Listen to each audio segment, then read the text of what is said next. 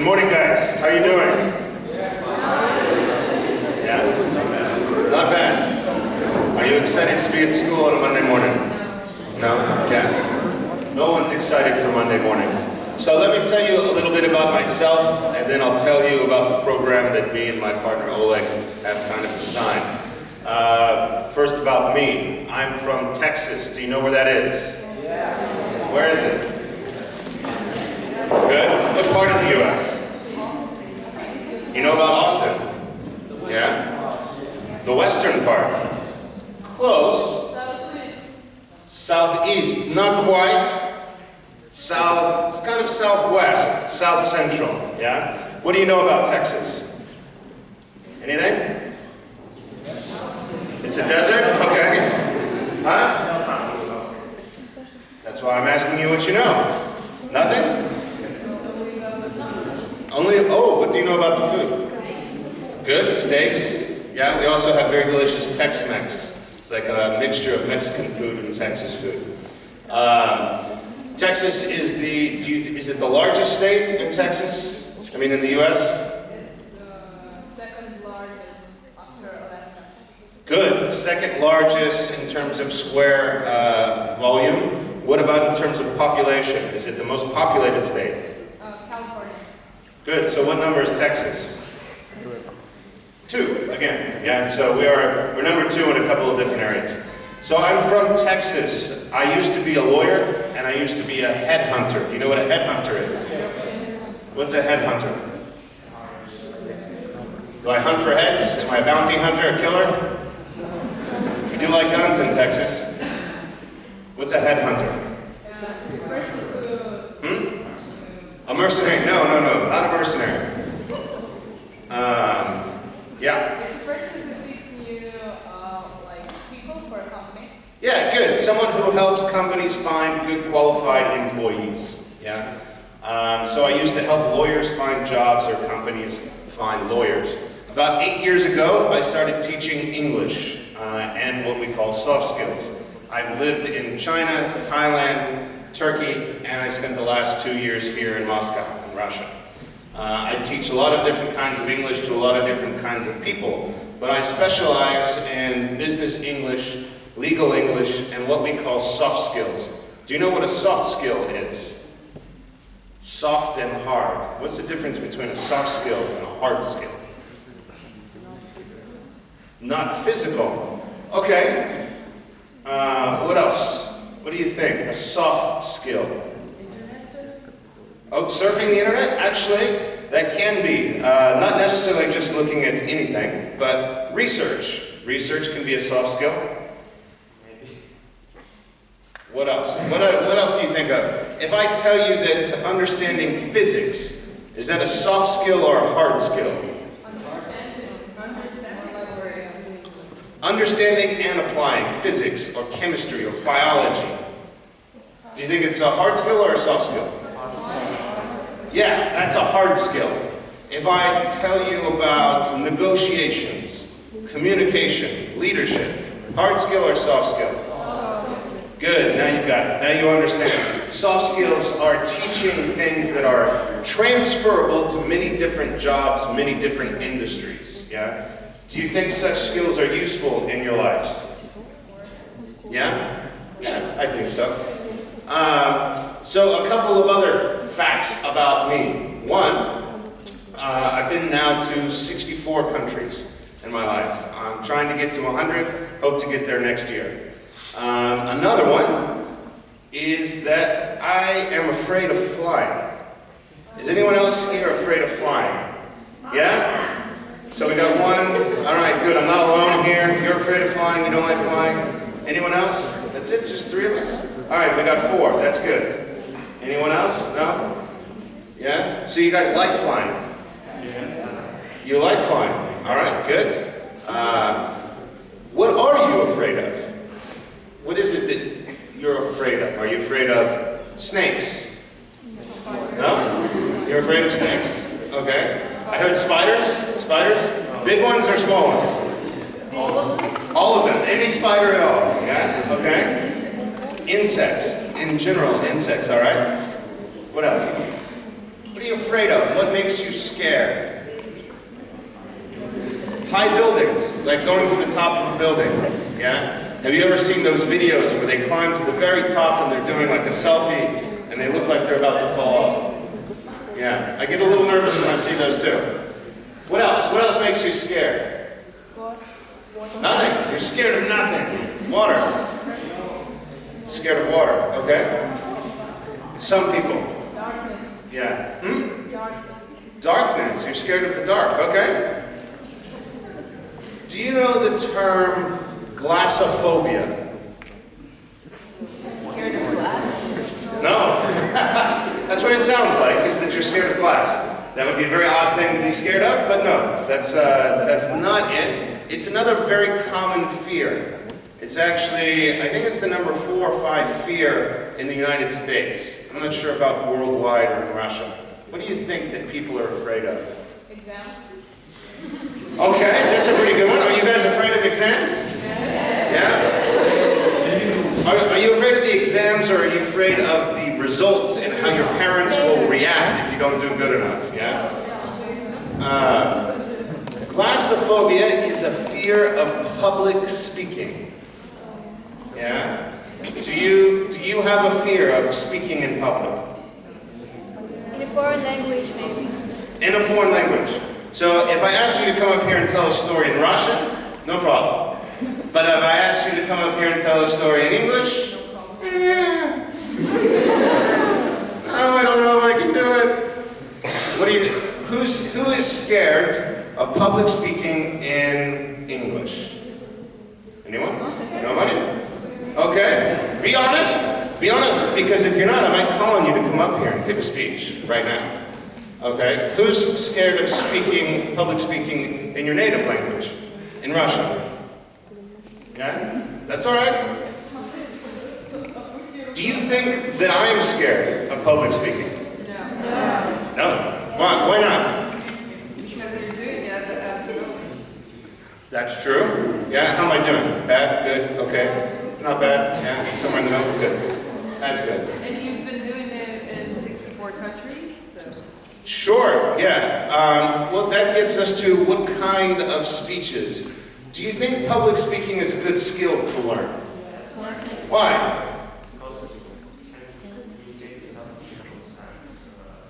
What if you don't like people? What if I don't want to talk to people? You have to no, you don't have to like you have to communicate with them. Ah, okay, good. So it helps you to communicate with people, which whether you like it or not, you have to do in life, usually. Yeah? What else? What kind of things might you use public speaking for? Right? Of course, I'm giving a presentation in front of a group of students. Yeah? Your teachers use a form of public speaking every day when they get up in front of you, even if it's 5 or 10 of you, right? What other kinds of public speaking might you use? Concerts or something like this. Sure, if you want to perform in front of someone, yeah? You might have to give a speech before or afterwards, yeah? Good? What else? Talk shows? Talk show, of course. If you want to be a talk show host, you definitely need to be a good public speaker. What else?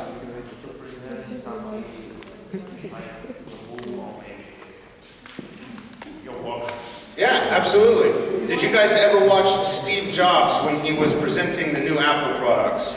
And now the new CEO of Apple, right? If they get up and they're going to do a product launch, they need to present their product to the world. Yeah? Good. What else? Think about smaller things. You want to be a comedian or a performer? Oh yeah, if you want to be a comedian, absolutely. Or an actor, or something like this. What about smaller? Something that everyone does. Not everyone is an executive with a big company, or is an actor, or a musician, or even a teacher. What is something smaller? What about, have you guys ever been to a wedding? No? No one's ever been to a wedding. Not your wedding, obviously, but someone else's wedding. What is it called when someone raises a glass and says something good about somebody? A toast, yeah? Is this public speaking? Yeah, it is a kind of public speaking, right? Have you ever given a toast before? No. Yes? You gave one, but it was a terrible experience. Why? What happened? I couldn't say anything. Okay, good. Has anyone else ever given a toast before? Yeah? How did it go?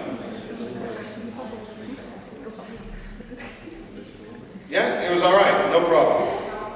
Good. Excellent. Anyone else? Without problems, yeah? It was horrible. It was horrible. Why was it horrible? I was just at like a family event. It was the wedding of my relatives, and it was horrible. And that's it. All the people staring at you. Everyone's looking at you. All the eyes. Yes. So, to tell you the truth, I actually used to be very nervous about speaking in public. Yeah? How do you think that I've gotten to the point where now I feel very comfortable? You're doing it a lot, right? Practice, practice, practice, practice. Yes. The first time that you get up in front of an audience, even if you're just talking to a stranger, it can be very nerve-wracking. You think about what you're going to say next. All these people are looking at me. What if I make a mistake? What if I don't know the English? It's okay. Yeah? It's an important skill that you use in lots of different professions. Yeah? So it's something that while a lot of schools don't teach it, as someone who's been in different careers, seen different people, has friends in lots of different industries, it's very, very useful. No matter what you decide to do. Whether you decide to be an engineer or a lawyer or anything in between, yeah, or a teacher. It's a soft skill that can be learned, that can be practiced.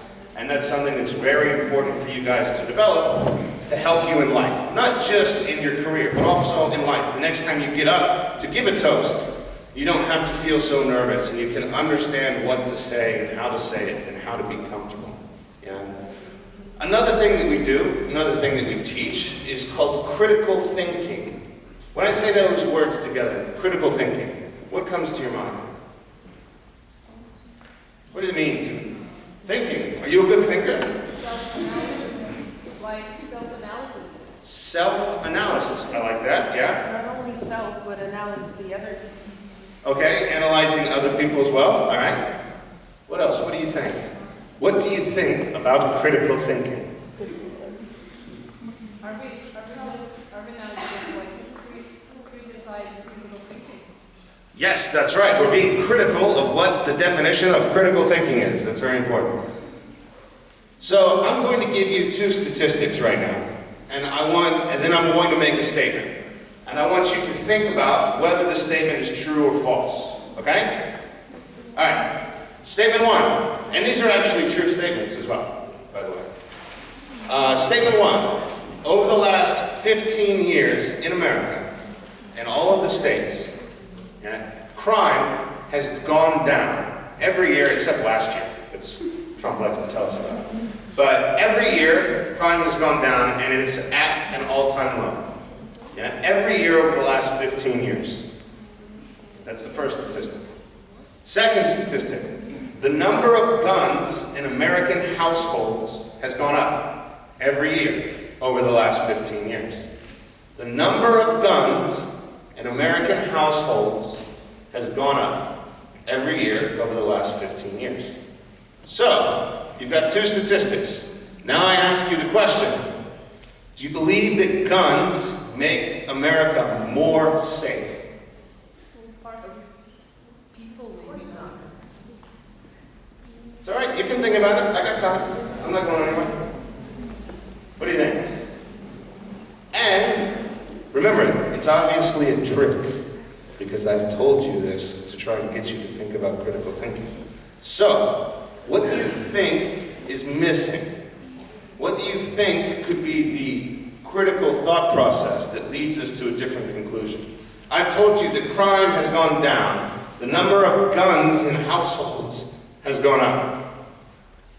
What's the missing piece of information? This was actually a piece of information that was used by the NRA, the National Rifle Association in America, to argue in favor of guns. In all honesty, I own 3 guns back in Texas. That's not to say I'm a gun crazy person, or that I agree with that statistic, with that statement. What is it that is missing? I'll say it one more time. So the amount of crime down, the number of guns, the number of total guns in American households has gone up. What if I told you that the number of guns per household has gone down? Well, some logic Hmm? There's some logic there. What's the logic? Well, if the crimes have gone down and the guns have gone down. Sure. So the NRA wants to make the argument the crime has gone down, the number of guns has gone up. More guns means less crime. The problem that they don't want you to look at is the number of guns per household, right, has gone up as well. Which means if we had 100 people and everyone had a gun 15 years ago, now we've got 50 people and everyone's got 2 guns or 3 guns. So there's more guns, but there's less people with guns. Does that change the argument? Yeah, a little bit, right? It makes it less clear whether guns actually decrease or increase crime, because we've actually pinpointed a problem in their logic. We've critically thought out and we've sought after the statistics that we need to make a good argument. Yeah? And this is what critical thinking does. Critical thinking teaches you not to just accept the facts that are given to you, but to think about it in a logical way. Yeah? For instance, one of the biggest problems or issues that we're talking about right now in America is immigration. What are your thoughts on immigration? Do you think people should be allowed to live in your country that are not Russian? I hope so, because I'm here. Or do you think that people only of your nationality should live in your country? All nationalities, but it should be legal. All nationalities, but it should be legal, okay? I'm going to come back to that point in a second. What else? Any others? What's your thoughts? So, do you have illegal immigrants here in Russia? Of course. Yeah, a lot of them? American illegal immigrants? No. Well, maybe. I don't know. It's not me, I promise. So, where do your illegal immigrants come from? Central Asia? Okay, Tajikistan, yeah, okay. So, do you think if we could snap our fingers and get rid of all the illegal immigrants? Is it a good idea or a bad idea? For us, it's a good idea. For them, maybe not. All right, so you think for Moscow, for Russia, it's a good idea. Anyone have a counter argument? No, better is because I can give that Arab immigrants where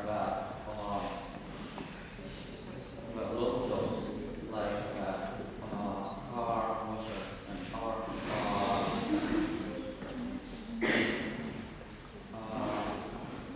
it's all that immigrants and true Arabs. True or citizens of Arab immigrants are the creatures and they don't want to do that job. Good, excellent, very good point. So he says, yeah, that there's so many low-paying jobs that we need even illegal immigrants to do them. What do you say? What's your counter to his counter argument? I just think that there is enough legal people to do that stuff. Like maybe from Central Asia, there are some registry them. I think that legal immigrants, the one we don't want to wash the streets, they want to sit in office and get more money. Ah, okay, so people who, are you saying Russians are lazy? Yes. No, he's not saying that. I'm putting words into his mouth, yeah. No, that's a good point, that many Russians or many locals here, they don't want to do this very, very poor job, yeah, low-paying job. Yeah. What are we doing here, back and forth? We are doing what? Yeah, we are debating, right? We are using both critical thinking and public speaking to do what our third object is, which is debating, yeah? And we're trying to see, do you understand the phrase, playing the devil's advocate? What do you think it means? Playing the devil's advocate. Being on an inch from other people's. Okay, so what's an advocate? Let's take it apart word by word. What's an advocate? It's my old job. Yes, good. An advocate is another word for lawyer. Yeah? Who's the devil? Besides your teachers or your parents or anyone else you don't like. The judge?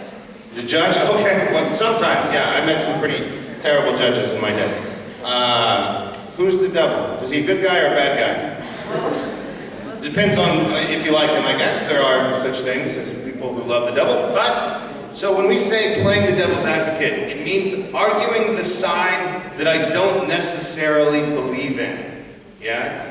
You might not actually agree with what you just said, and you might not actually agree with what you just said. But what's the purpose of having this debate?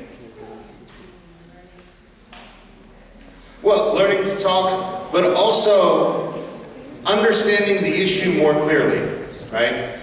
If I told you that in California, you guys know California? Yes, Hollywood, that's right. California's economy is made up 10% of its economy, which is the largest economy in America, and its economy is bigger than the size of France's economy. California's economy is 10% made up of illegal immigrants, of illegal workers. Yeah? So if you vanished it like that, tomorrow most economists say that California would go bankrupt. In America, many different countries. We have most of our illegal immigrants come from Latin America, Central and South America. But they actually come from all over. That's why it's very difficult to get a visa to America, which many of my Russian friends always complain about. So there are statistics, there are facts on both sides. I don't actually agree with illegal immigration, yet there are statistics that make me think there's an argument on the other side. Yeah? And oftentimes we need to play the devil's advocate. We need to argue one side or another so that we can understand the issue a little bit better. Right? Do you know what a yes man or a yes woman is? A yes man or a yes woman. Are you a yes person? No? Why not? What is it? What is it? Yes, that's exactly right. Someone who always agrees, yeah? If you are president of a country or CEO of a business, yeah? A young founder of a new technology startup, do you want to surround yourself with people who always say yes? No, Yeah? because you need constructive criticism. Good. You need constructive criticism. Right. You need someone to tell you no, to tell you why that's a bad idea, to actually have an argument, right? Most of the best CEOs, most of the best companies, they have exactly this thing. They don't have yes men at the top. They have a board of directors or an executive board where people argue, people debate. And that's what we try to teach as well. We try to teach you how to have rational debates, good, clear debates, in a constructive way, yeah? Without using so much emotion, which can be difficult, because when we talk about very important topics, they can be very emotional, yeah? Before we do all of these three, before we debate, before we critically think sometimes, and especially before we give public speeches, what do you think we have to do first? Before we give a speech, before we debate. Good, you have to analyze. What else? Some training, okay. Good. What is preparation? What do you usually do before you give a speech? Writing. Yes, we have to write. Yeah. What do you think is a good adjective for a good writer? If you're good, do you like reading? Anyone like reading? No? Yes. Yeah? So what kind of books do you like to read? Harry Potter, okay. Harry Potter's good. Any others? Fantasy. Fantasy books, okay. Eric Fromm, okay.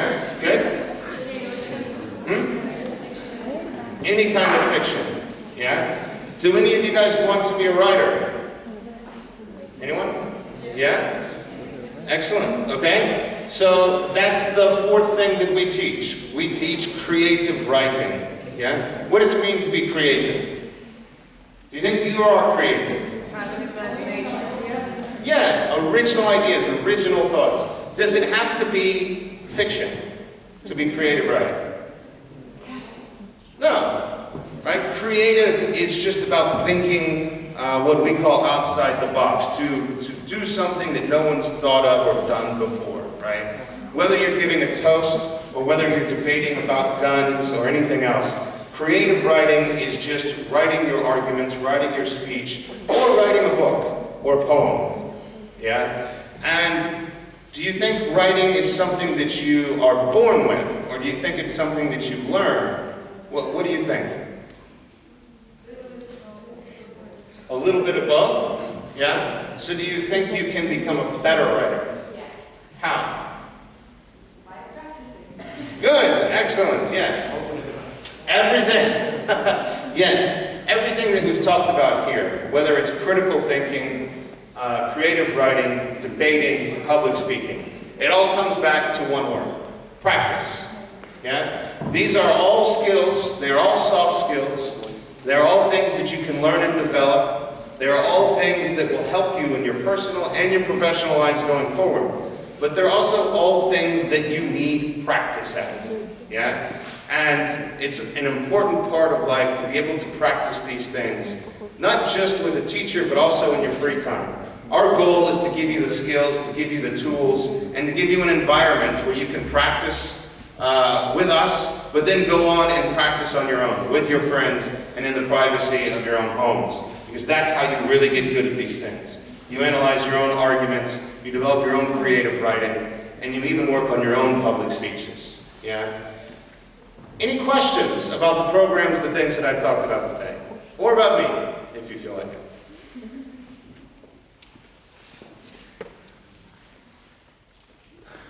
No? Nothing?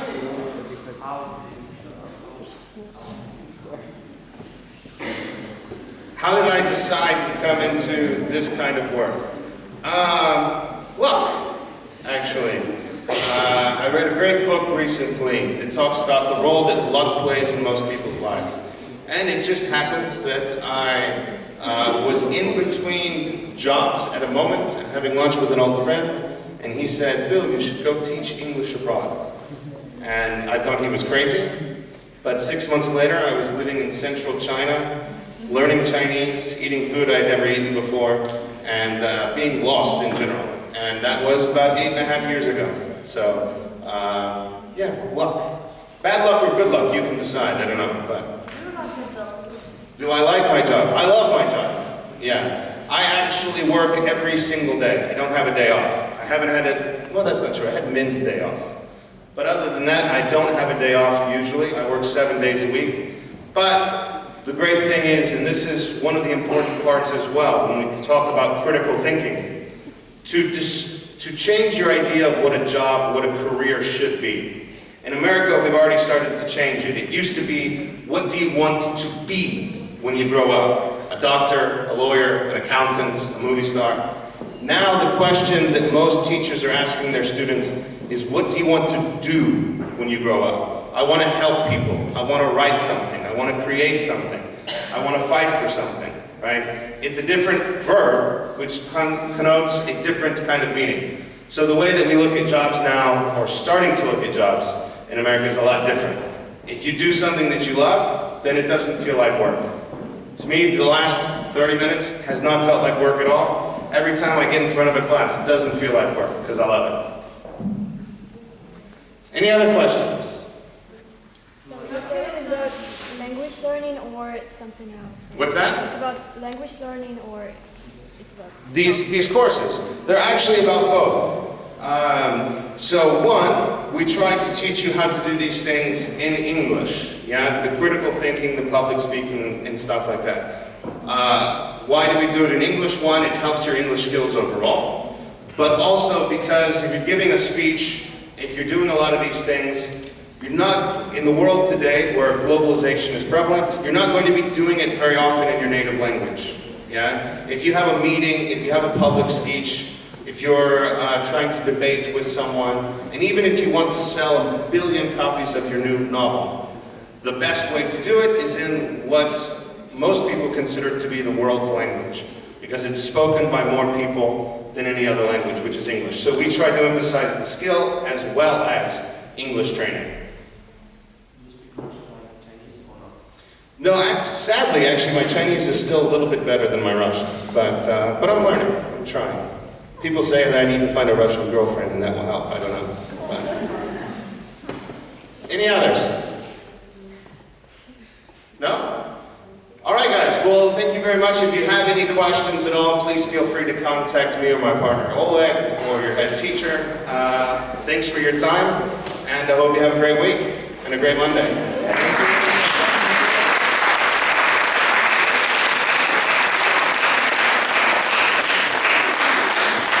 Друзья, почему мы считаем, что это может быть вам полезно? Не все из вас, и это нормально, планируют связать свою жизнь с иностранным языком, поступать в иностранные вузы или на факультеты, где иностранный язык является приоритетным предметом. Абсолютно нет.